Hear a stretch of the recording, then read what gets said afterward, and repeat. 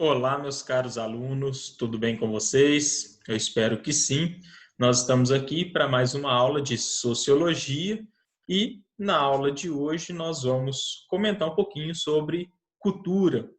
É, Já começo dizendo que este é um termo muito complexo, né, porque é uma palavra que engloba vários, né, significados, mas nós vamos trabalhar, né, aquilo que a gente chama de um padrão, tá? Ou seja, a tentar, né, buscar o que é consenso, né, na maior parte aí, né, dos pesquisadores, dos sociólogos, dos antropólogos, para a definição aí do que é cultura e dessa forma, a partir disso, buscar um desdobramento, né, dessa cultura, trabalhando alguns conceitos, né, que partem, né, desse conceito maior, ou seja, o conceito de subcultura, o conceito aí de marginalidade cultural, né, de aculturação, tá? Então vou pontuar esses outros conceitos também, né, que são desmembrados aí de um conceito maior do que é cultura. Bom, então a gente já começa, né, com o conceito antropológico aí, né, para tentar responder o que é cultura. Né? Segundo esse conceito antropológico, cultura é o modo como os indivíduos ou comunidades respondem às suas próprias necessidades e desejos simbólicos. Então é muito importante a gente, né, salientar o que são esses, né, desejos aqui simbólicos. É aquilo que os homens, né, as pessoas dentro das suas próprias comunidades sentem necessidade, né, de representar, né, de fazer, sem que ao menos pensem, né, naquilo, do porquê que eles sentem aquela necessidade, do porquê que eles agem daquela forma.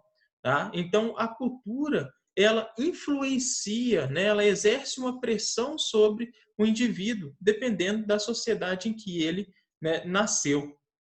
Tá? Então, vai responder que essas necessidades, esses desejos simbólicos, tá, que as pessoas têm, enquanto inseridos ali, membros de uma comunidade, sem mesmo, né, perceber do porquê que elas têm, né, esse desejo, né, têm essas necessidades.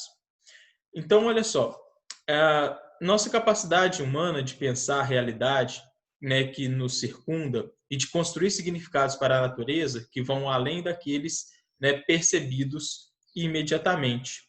Então, cultura, ela é construída, tá? Somos nós que construímos um significado a objetos, a técnicas, a símbolos, né, a algum movimento artístico que a gente define como cultura, tá? Então, cultura ela é construída, né, por uma sociedade.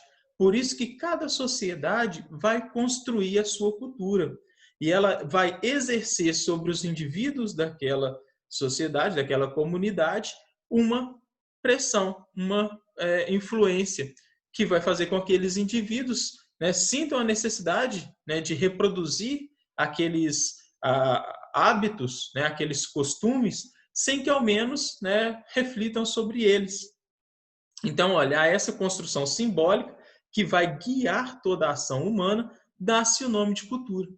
Então, nós estamos limitados, né? As nossas ações estão limitadas com base na sociedade em que a gente vive, com base na cultura em que a gente está inserido.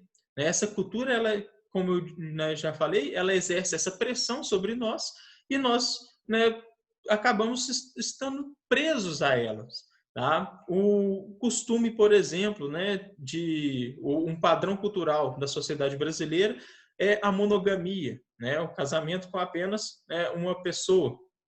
Então, nós nem pensamos, né, essa ideia ela é muito vaga, né, quando a gente para refletir, e de sociedades poligâmicas. Né? Então, essa pressão que a nossa cultura exerce sobre nós, a gente nem questiona por que a gente não é casado aí com várias mulheres, né, ou vários homens, enfim. Tá? Então, essa construção, né, que é tudo aquilo que a sociedade produziu, que vai guiar toda a ação humana. né? Isso a gente comentou um pouquinho no processo de socialização, né? Que a criança ela vai seguir os padrões, né, sociais daquela comunidade em que ela está inserida, começando ali com, né, o berço familiar. Então vai se dar o nome de cultura. Então isso daqui é uma definição mais ampla. Vamos abordar ainda mais um pouco aí, né, nessa questão. Então olha só, cultura é todo complexo que inclui conhecimentos, crenças, arte, moral, leis, costumes ou qualquer outra capacidade ou hábitos adquiridos pelo homem enquanto membro de uma sociedade. Então, a cultura ela só pode ser adquirida, né, enquanto, né, o homem for membro de uma sociedade. E ela também só é produzida em sociedade. E ela engloba todos esses aspectos aqui, tá? Então, ela é transmitida por uma herança cultural, né, ou seja, né, de pais para filhos, né, aquela na sociedade, tá? O que era o que foi definido como cultura, né, brasileira, os nossos hábitos aí no passado, vai sendo transmitido aí para as gerações, né, futuras. E é claro que alguns traços culturais, eles, né, vão se modificando aí ao longo do tempo, vão surgindo, né, grupos menores dentro, né, de uma cultura maior, dentro de um padrão cultural, né, que vão exercer traços culturais diferenciados. A gente comenta isso daqui a pouquinho. Então, compreende a totalidade das criações humanas. Então, observe também que a gente está sempre falando aqui, ó, de criações humanas. Cultura é criada, tá? A cultura ela não simplesmente, né, nasceu, né? Não é o ar que estava aí, né? Não. Cultura ela é criada pelos seres humanos e é uma característica exclusiva das sociedades humanas. Só não produz, né, cultura o homem que foi privado, né, de viver em sociedade e um recém-nascido, tá? Todos os homens que integram uma sociedade, seja pobre, seja rico, seja classe média alta ou média, sei lá, né, integrou a sociedade, está integrando a sociedade, ele, né, está produzindo cultura. Por mais que não seja o tipo de cultura que a gente consome, tá? Então a gente também vai trabalhar essa diferenciação aí, tá? Do que é cultura, do que é cultura erudita, do que é cultura popular. E só mais um pouco aqui. Quem, né, fez essa definição, né, trabalhou com essa definição aqui foi o Taylor, né? E ele era uma pessoa ligada ali, né, à ideia de cultura, né, dos iluministas.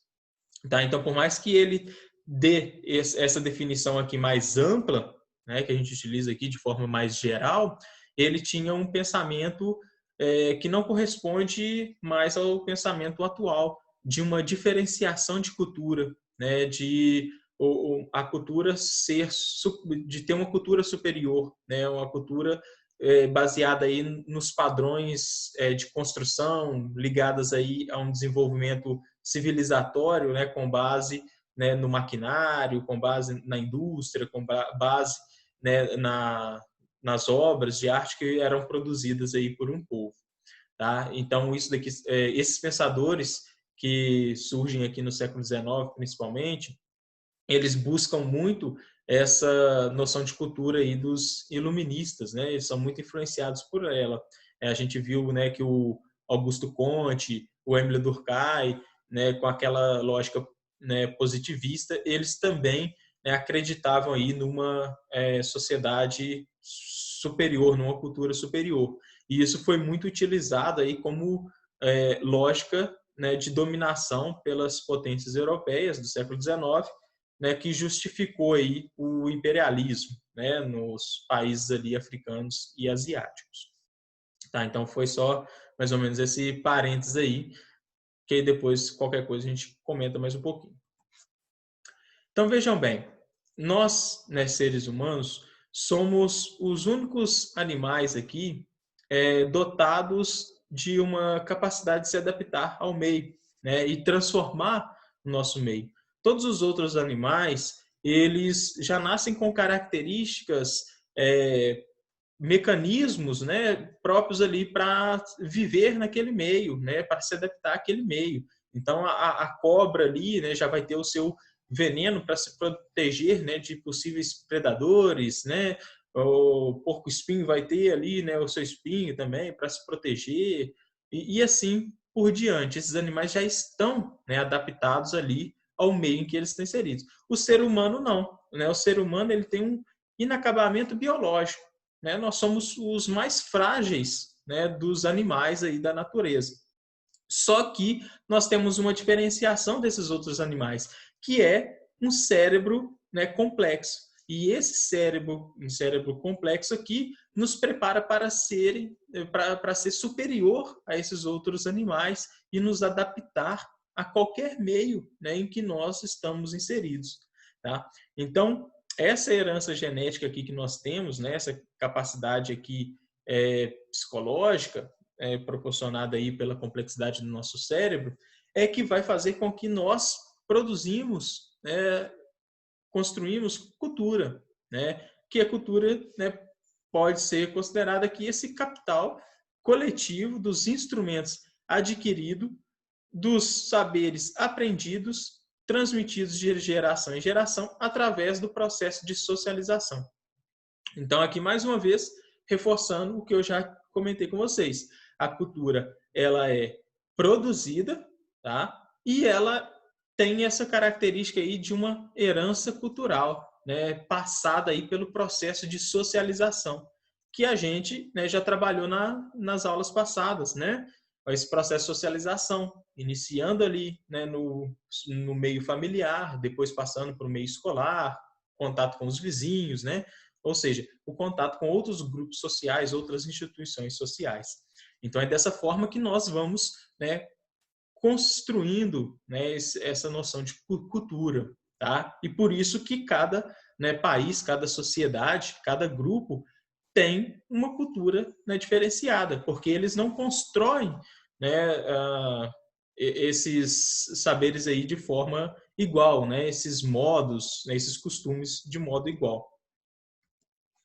Então, podemos dizer que nós somos um animal biopsicossocial, né? Somos os únicos animais aí na natureza que possuem essas três, né, características aqui, tá? Principalmente essa característica aqui de viver em sociedade, né, de integrar a uma sociedade, tá?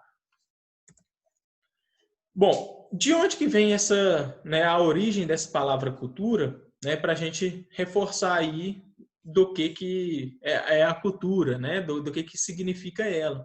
Então, a cultura, nessa palavra, vem aí do latim e designa, né, o ato de cultivar a terra, né? Por isso que até tem ligação aí com agricultura, tá? Então, está assim vinculada ao ato de trabalhar, a uma ação determinada. Nesses termos, todos têm acesso à cultura, pois todos podem trabalhar. Então, isso daqui é muito importante, né, a gente guardar isso, né, de que uma pessoa que consome, né, muita cultura, ela não está produzindo cultura, ela está consumindo, né? Por exemplo, um livro, né? Um disco, quando vai no teatro, quando vai no cinema, né? Então ela está adquirindo, né, esse conhecimento produzido, né? Adquirindo parte aí dessa cultura que foi produzida, mas ela própria não está produzindo cultura, tá? Então isso está se caracterizando no consumo de uma mercadoria como qualquer outra. Não ter acesso a esses bens não significa, portanto, não ter cultura. Tá? Então, você não pode achar que você tem mais cultura do que outra pessoa com base, né, na quantidade de livros que você tem, com base na quantidade de filmes que você assistiu, com base nos shows, né, que você já foi. Tá? Você tem um consumo maior, né, dessa produção aí, mas não quer dizer que você tem uma cultura, né, superior, né, do que outras pessoas, tá? Porque todo mundo pode produzir, né, cultura. Então, a mesma coisa, né? Você chega numa comunidade de periferia, onde que o ensino é muito precário, as condições são muito precárias, e você, com todos esses livros, né, com a sua língua, né, culta, utilizando palavras, né, rebuscadas, citando aí livros de Carlos Drummond, enfim, Cecília Meirelles, enfim, aquelas pessoas, elas não vão nem te entender, né? A comunicação, ela vai ficar muito precária, tá? E para elas não vai significar nada tudo isso que você apresentou de exemplo, falou que tem e que eles não têm, tá? Então, eles têm uma cultura, né? E você tem outra, mas, né, todos estão produzindo, né, cultura, consumindo culturas diferentes. E, né, é claro que a gente vai falar também, né, de identidade cultural, que é esse conceito, né, que faz com que uma pessoa, um indivíduo, ele sinta-se, né, pertencente a um grupo, né, ou a uma cultura, a uma comunidade. Tá? O que faz, né, vocês se sentirem, né, como brasileiros? Né? O que liga vocês? É o gosto pelo futebol? É o gosto pelo samba? É o carnaval? É o que é? É o jeitinho brasileiro, né, malandro? Furar fila, né? Qual que é isso, né? E essa identidade cultural, ela influencia, né, o nosso modo de agir, com base, né, que a gente se identifica naquele determinado grupo. Então, dentro de uma cultura mais ampla, que a gente chama de padrão cultural, nós vamos ter as chamadas subculturas, tá? Que estão divididas aí, né, de forma ou regional ou de algumas outras formas, como o gosto musical, né? Tem a subcultura aí, né, dos punks, skinheads, K-pop, emos, enfim. Emo nem sei se existe mais.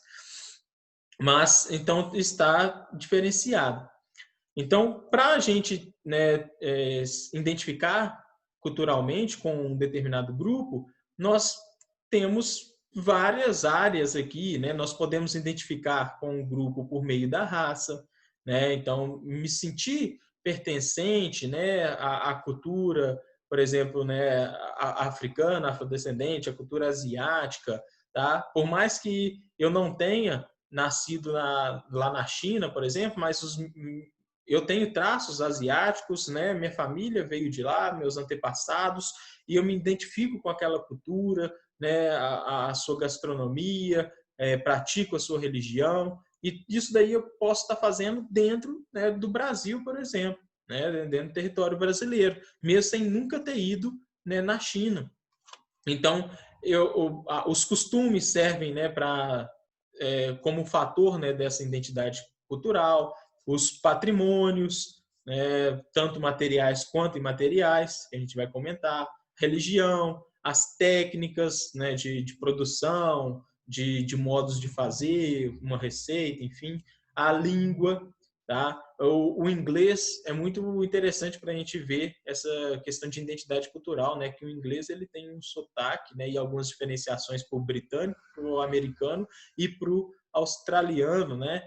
Então tem esse sentimento de pertencimento, as pessoas reconhecem de qual país você tem essa língua, de qual país você veio ali, né? Com base, né, no seu sotaque, tá? E isso também é muito presente nas regiões, né, brasileiras. Então, identidade cultural é aquele sentimento de pertencimento a um grupo, tá bom?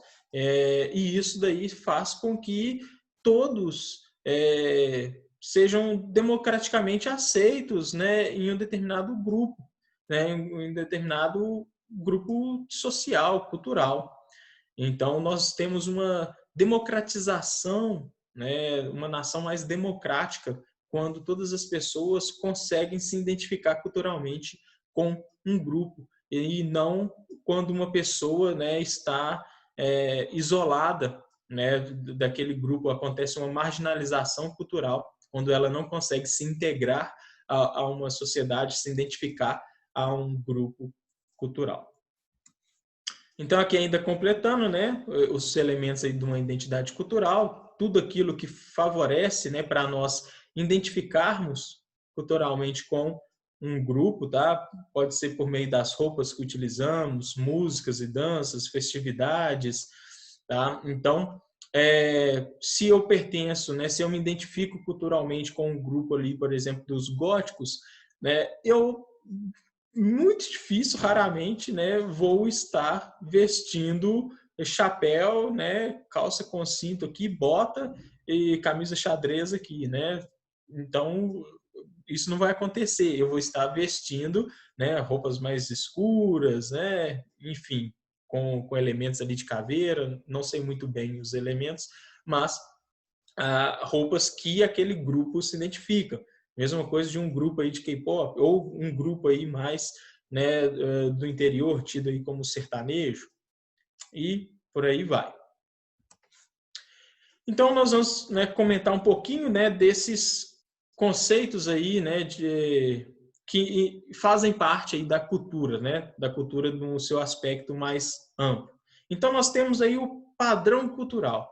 Toda sociedade ela vai ter um padrão cultural, que é aquilo o básico, né, que todos aprendem, tá? Então independente da região, independente da localidade, da sua classe social, aquilo ali vai regularizar ali, né, o seu comportamento, a sua conduta, né, dentro daquela sociedade, né, estabelecendo o que é aceitável, o que não é. Como eu disse para vocês, o exemplo aí da monogamia. Isso daí, independente da região em que nós estamos no nosso território, né, a monogamia ela é um padrão cultural da sociedade brasileira. Tá? O hábito de comer com garfo e faca. Isso também é um padrão aí, né, cultural generalizado. Pode ter grupos que não, né, praticam esses hábitos, né? Pode. Aí a gente vai ver que faz parte de uma subcultura, mas o padrão, né, que engloba aí generalizado esse comportamento é esse, a aceitação aqui de comer com garfo e faca. Tá? Então, o padrão cultural a gente consegue identificar na maior parte, né, dos grupos, né, culturais aí que estão presentes no Brasil. Tá? Aí vem, né, a questão da subcultura. Né? Então, é considerado um meio peculiar de vida de um grupo menor dentro da sociedade. Não está necessariamente ligado a um espaço geográfico. Então, olha só, pode estar, né, ligado a um espaço geográfico, o que é mais fácil até de identificar, tá? Como os regionalismos, né? No Rio Grande do Sul tem um jeito ali de fazer churrasco, né? É o jeito típico deles ali. Lá no Rio Grande do Sul tem o hábito de tomar o chimarrão, né? Coisa que no Nordeste já não tem. No Nordeste tem algumas comidas típicas, tem algumas festividades, né? Hoje que eu estou gravando esse vídeo, né, dia 24, dia de São João, né, no Nordeste é feriado, né, é algo muito mais, tem uma importância muito mais simbólica, né, do que para a gente aqui no Sul, né, no Sudeste. Então, pode estar ligado aos meios geográficos, tá? E também não precisa estar, por exemplo, né, dentro aqui da região sudeste, né, dentro de uma sociedade, nós temos vários grupos. Né? Aí, aqui um exemplo do grupo dos góticos. Lá nos Estados Unidos, né, o Brazilian Day, né, um dia ali onde que os brasileiros, né, vão se reunir com várias festividades, tá? Então, onde que eles vão se identificar, falar assim, olha, apesar, né, da correria do ano todo aqui, né, a cidade de Nova York aqui é repleta, né, cheia de brasileiros, então vamos, né, nos encontrar, né? Vamos resgatar aí um pouquinho da nossa cultura, que a gente está longe de casa. Aí, grupo dos skatistas. Então, tem skatista em tudo quanto é lugar, né? No Sul, no Nordeste, no Centro-Oeste. Tá? Então, isso é a subcultura. Tá bom? Aquilo que foge um pouquinho dos padrões culturais. É o que eu disse para vocês, né?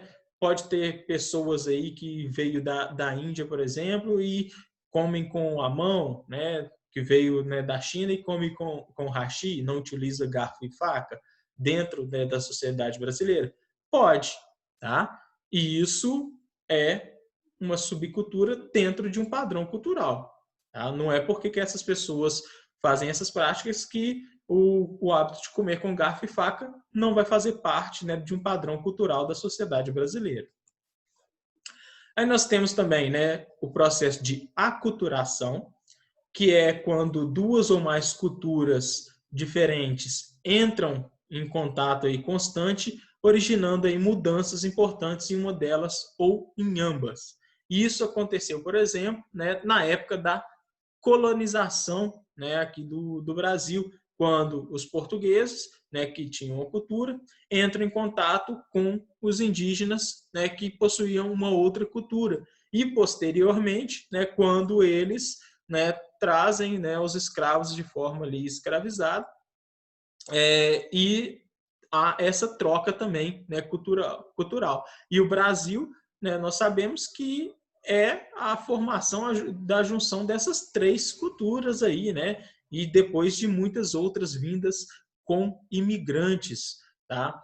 Então, nós temos aí características da cultura, né, afrodescendente, né, da cultura africana, da cultura indígena, tanto é que muitos nomes, muitos costumes dos indígenas são incorporados aí como padrões culturais aí da sociedade brasileira, assim como dos africanos, assim como dos europeus.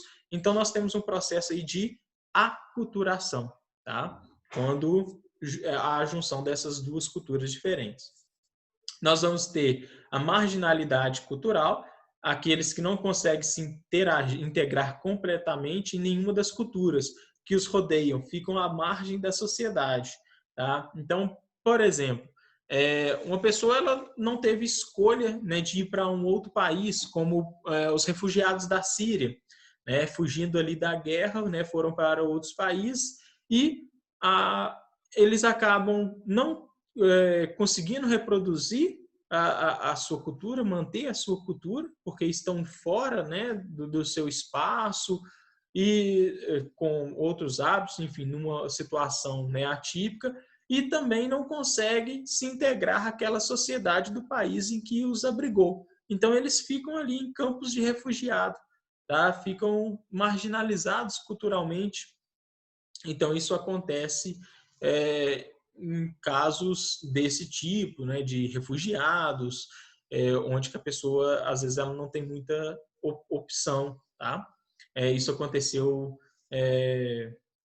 muito, por exemplo, no quando, né, quando acontece muito, por exemplo, quando algum índio, né, é forçado a se integrar à sociedade, né, no que muitas vezes chamamos aí, né, de processo, né, de civilizatório, tá?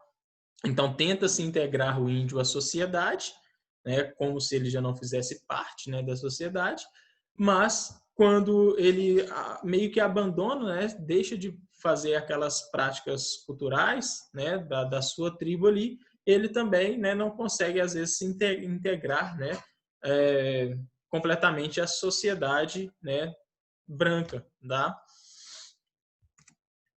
Nós temos aí os movimentos de contracultura, tá? Esses movimentos eles estiveram muito presentes, né, na década de 60 com o movimento hippie, tá? Que questionava, contestava, né, os valores da sociedade capitalista daquele momento, né? Uma sociedade de consumo, né, de produção em massa, ia contra, né, a guerra do Vietnã. Então esse movimento aí ele, né, foi perdendo força aí na década de 80, mas o movimento aí mais expressivo aí que a gente tem da contracultura, que vai, né, então contra, né, os padrões culturais de uma determinada sociedade. E ainda falando, né, de cultura, todo povo ele tem preservado, né, dá valor simbólico a cultura material, em que ele produziu, né, que aquele o povo produziu, e a cultura imaterial. Então, na cultura material, vai consistir em todos os objetos tangíveis que fazem parte da cultura de um povo. Tá? Utensílios, vestimentas, construções, e a gente, né, pode englobar aqui na cultura material também os lugares, as paisagens, tá? Também podem estar englobadas aqui, né, na cultura material. E na cultura imaterial, né, vai abranger os aspectos intangíveis da sociedade, aqueles que a gente não pode tocar, né, como as crenças, os costumes, as artes, os saberes aí difundidos por meio das gerações, os modos de fazer, músicas, né? Então, tudo isso faz parte da cultura imaterial. Agora, um ponto aí importante a salientar, né, que eu gostaria que vocês prestassem atenção, é que a cultura imaterial, ela está vinculada a algum lugar, a algum objeto. Tá? Então, ela não existe, né, sozinha. Pode perceber que sempre quando a gente fala, por exemplo, numa dança típica, né, a gente fala dessa dança típica de um determinado lugar, associa a um lugar, né, onde que essa dança típica é tratada ali como um patrimônio imaterial, né, como pertencente à cultura imaterial de um determinado povo. Bom, e aqui a gente vai entrar num dos pontos aí, né, mais importantes, né, dessa matéria, que é falar um pouquinho sobre o etnocentrismo e o relativismo, né, cultural. Né, o que é esses dois conceitos. Aqui nessa imagem, né, a gente tem, né, duas mulheres, cada uma com um aspecto, né, uma vestimenta aqui diferenciada, e as duas, né, estão questionando o modo com que elas estão vestindo. Né? Uma questiona que a outra está toda coberta e a outra questiona que a outra está, né, muito descoberta, né, utilizando aqui apenas o biquíni. Então, elas estão olhando a cultura uma da outra com base na sua própria cultura. Isso a gente chama de etnocentrismo, tá? Então, o etnocentrismo é a rejeição, né, total aqui das culturas, né, diferentes. Então, você não aceita, não reconhece que existem culturas diferentes. Né? Você sempre acha que a sua cultura é melhor, tá? E não reconhece a cultura diferente como igual à sua. Tá? Então, o etnocentrista observa a sua cultura em função da sua própria cultura, olhando para a cultura como uma cultura melhor, uma cultura padrão, uma cultura superior a todas as restantes. Isso daqui é aquilo que eu comentei, né, com vocês dos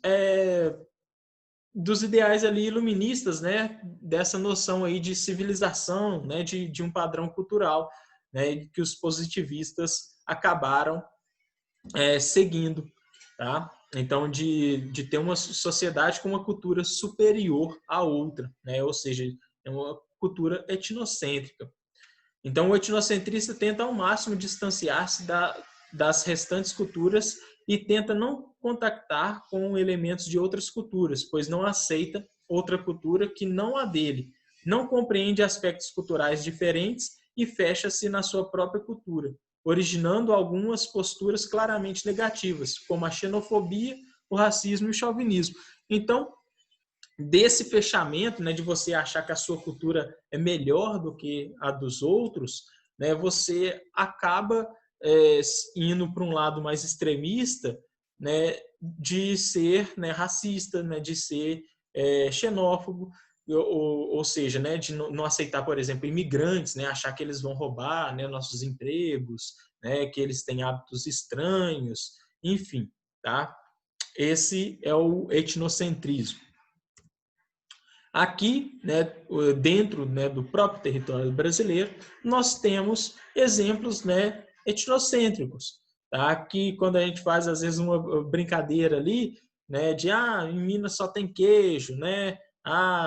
O Nordeste é todo Bahia, né? O Nordeste é todo pobre, né? No Centro-Oeste e Nordeste e Norte é só mato, o Acre não existe. Então, dentro, né, da própria cultura, com base, né, na cultura que a gente tem, a gente acaba fazendo, né, essas brincadeiras aí etnocêntricas, que nem sempre, né, são saudáveis.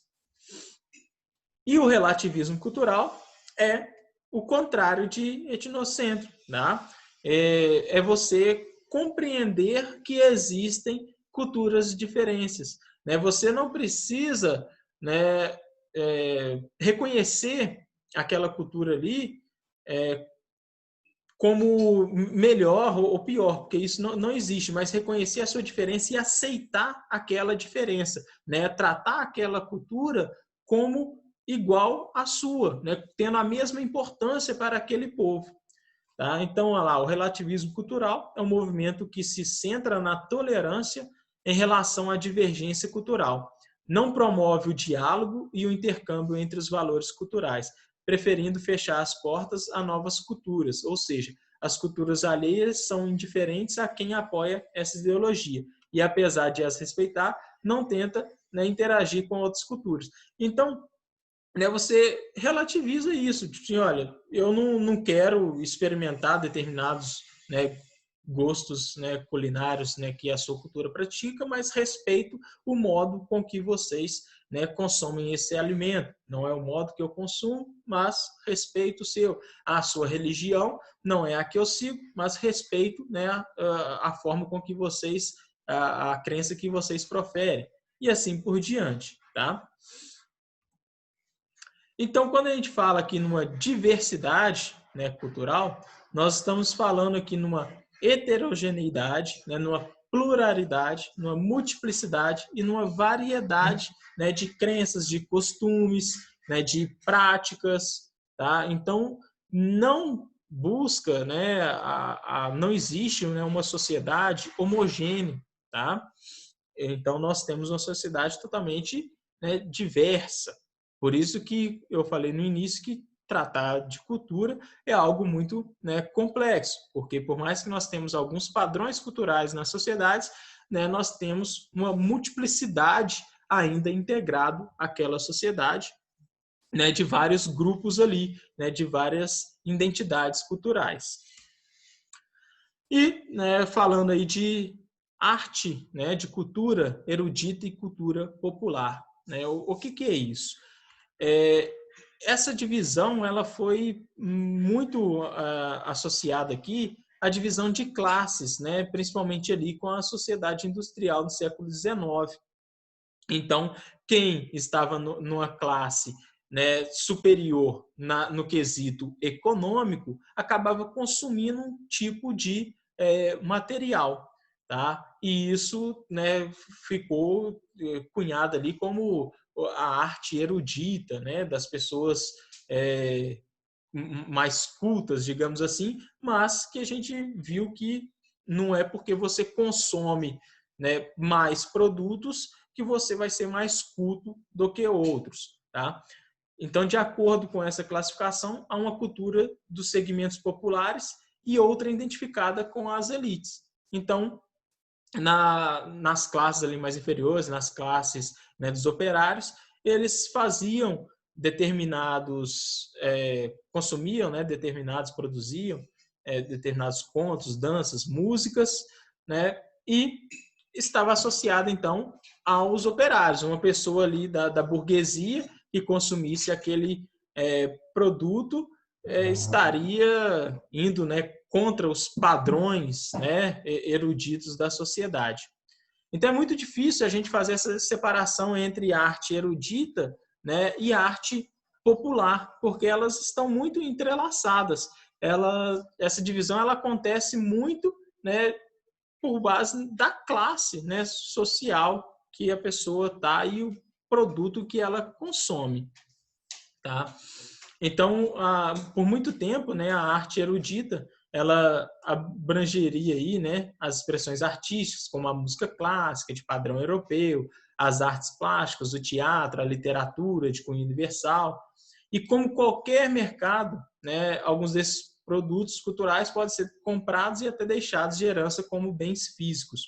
Então, isso daqui também está associado, né, a uma lógica de mercado. Né? Por muitas vezes, o mercado ele tentou vender essa ideia de que esse tipo de arte era uma arte erudita e que outras artes não, né? Por que que uma pintura, né, modernista aí, Tarsila do Amaral, é tida aí como uma arte às vezes culta e um grafite, né, no muro não é, né, é associado aí à população, tá? Então, porque essa ideia foi vendida, tá?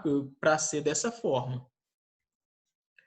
E, né, chegando quase ao finalzinho da aula, né, nós vamos falar de indústria cultural e cultura de massa, que acaba se misturando, né? O que é a cultura de massa? Né?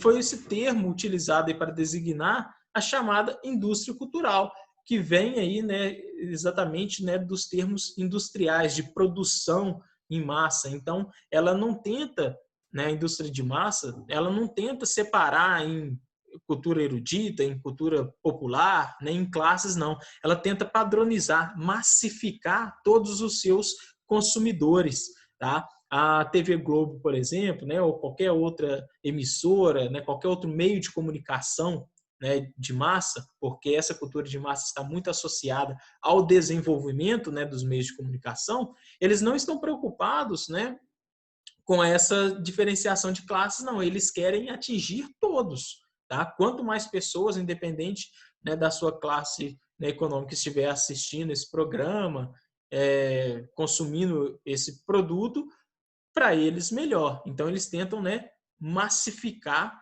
né, padronizar ali os seus consumidores, tá? Então esse termo ele foi criado aí, né, na escola de Frankfurt, né, para caracterizar essa produção, né, da cultura na sociedade moderna. Então quando a gente fala de, né, cultura de massa, né, nós estamos associando ao desenvolvimento dos meios de comunicação, principalmente aí, né, no século, né, 20, tá? Com o rádio, né, os jornais, as televisões, né, depois o cinema e assim por diante. Então nós temos como características uma padronização, tá? Então sem essa distinção de classe, a produção de bens e serviços em massa, né, em grandes quantidades, a mercantilização desses bens e serviços, né, porque a indústria, né, quando a gente fala de indústria, ela está preocupada em quê? Em lucro, né, em vender produtos. Então, uma propaganda, ela quer que as pessoas consumam aquele produto, tá? Ela não é voltada apenas para um tipo específico ali de público, não, né? Quando é veiculada a esses meios de comunicação. Valorização das experiências sensoriais imediatas e visuais, em detrimento da leitura e reflexão. É aquilo, né, de você estar, né, no visual ali da sua televisão, né, do seu tablet, do seu computador, consumindo aquela informação sem muito esforço, porque ler exige um esforço, né? Às vezes é até cansativo, né, muita leitura. Então, um filme ali, né, para você relaxar, enfim, propagandas, né, com muitos aspectos visuais, né, sem textos. Por isso que a gente não vê textos, né, na televisão, tá? Utilização dos meios de comunicação em massa, que eu falei com vocês, e essa valorização da sociedade de consumo, né? Uma sociedade em que o consumo ele é priorizado.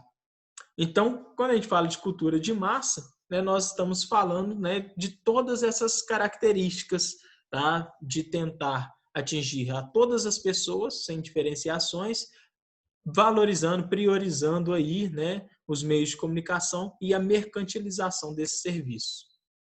Aí um exemplo, aí uma chargezinha, né, do que seria essa cultura de massas aí, né? O rapaz assistindo, né, falando assim, televisão burra, e a televisão, telespectador idiota. Ou seja, um achando que é mais esperto ali, né, do que o outro ali. E chegamos aí no final, né, da nossa aula, tá?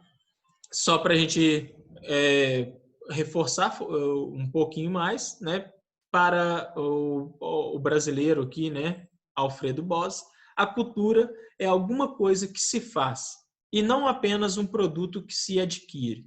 Tá? Então, eu espero que isso tenha ficado, né, bem claro aí para vocês, que todos podem produzir cultura, né? Ainda que tenha transformado um pouco, né, o significado de cultura daquele, né, do latim, a palavra ela ainda, né, serve para a gente se espelhar, né, de que cultura é aquele que trabalha a terra, ou seja, aquele que tem condição de trabalhar. Então, todo mundo que tem condição de trabalhar produz cultura.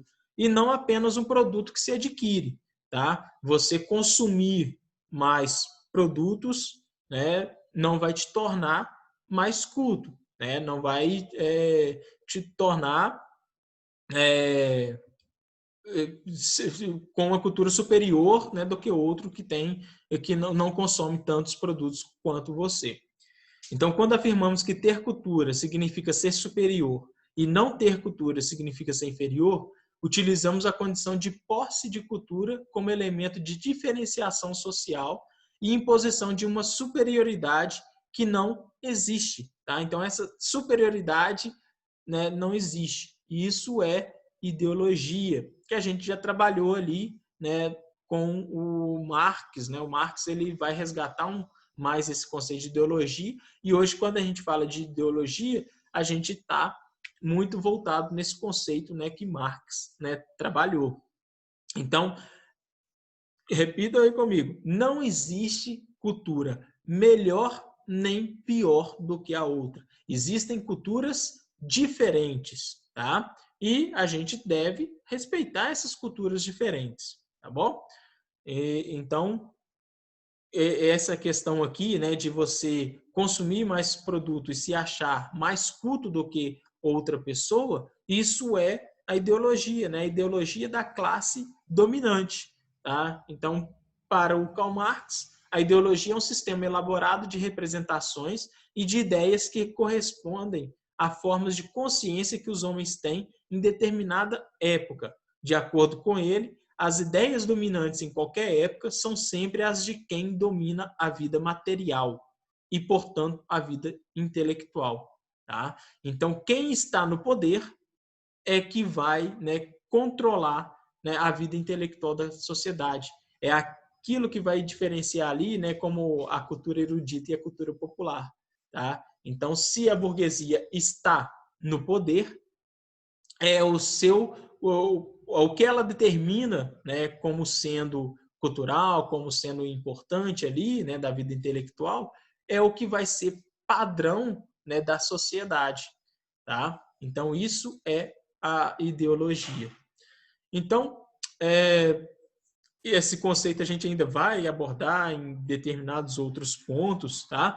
Tentei falar aqui de forma bem geral para vocês, né? Esse conceito mais amplo, abordando algumas outras divisões, tá? Mas eu acho que deu para pegar, né, direitinho com os exemplos aí que eu passei para vocês. Qualquer dúvida, né, vocês manda lá, né, no grupo que eu tento aí tirar para vocês aí, né, da melhor forma possível. E deixo aí, né, como sempre, as sugestões aí de atividades, né, as indicações para vocês estarem fazendo, né, e eu vou disponibilizar aí o vídeo fazendo a correção dessas atividades, tá, do nosso caderno aí, né, de atividades do ciclo 2, as questões do 9 ao 15. Então, desejo vocês bons estudos, né, e estou aí, né, disponível para sanar qualquer dúvida que vocês possam, né, vir a ter.